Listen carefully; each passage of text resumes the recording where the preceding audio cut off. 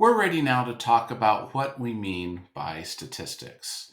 Now, I'm going to do this by looking at something we've seen since grade school. That is the scientific method. We all know the scientific method. We see something. For example, we notice that outside it is hot. Okay. Then after we see it, we make a hypothesis. Why is it hot? Well, no clouds, it's sunny. Okay, it's a hot day. So then from that, we create a prediction. Um, so the next day that it's sunny and there are very few clouds, it's going to be hot. And then you do an experiment. You wait until the next day that it is hot and clear, very sunny, and check what is the temperature. Oh, look, it is hot. And you create an observation. Sometimes you might see a different observation. You might say, oh, it is somewhat cloudy, but it's still hot today. Why? You create a hypothesis, try and explain why. And then after you know why, you create another prediction, then do another experiment to see if you're right.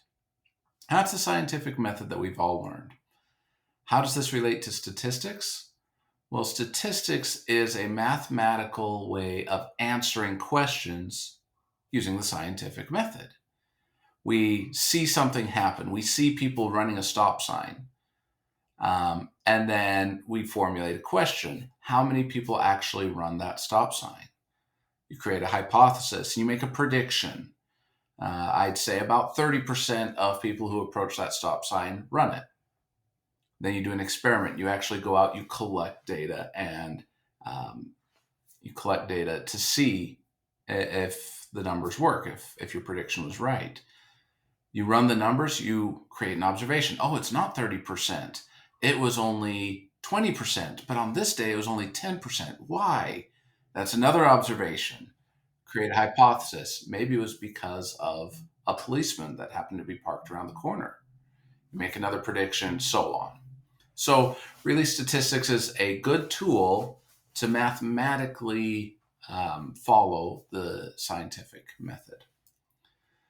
So let's work on a formal definition of statistics. So first of all, in order to use statistics, we have to have a question we want to answer. So we make an observation, we ask ourselves a question, and we carefully record all observations in order to answer this question. Once you do that, you first of all identify your question or problem, and then you start collecting the relevant data on the topic. Now, what is data? Well, data are a collection of observations.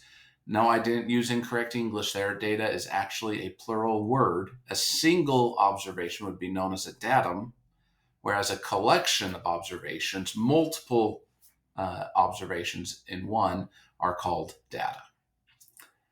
So we collect the relevant data on the topic, and then we analyze it and form a conclusion after our analysis of the data. That's kind of the process of statistics. But we can use this now to create a formal definition for the field of statistics. Statistics is the study of how best to collect, analyze, and draw conclusions from data. As we go throughout this course, as we go through each lesson, we're going to learn about different aspects of collecting data, about analyzing data, and drawing conclusions from data. The first segment of the course, we're going to focus more on collecting data. What are samples? What are variables? What different types of studies can you do? The next two segments will be analyzing data. How do we analyze numerical data? How do we analyze categorical data? And then we'll finish up the last half of the course by drawing conclusions with confidence intervals and hypothesis testing. So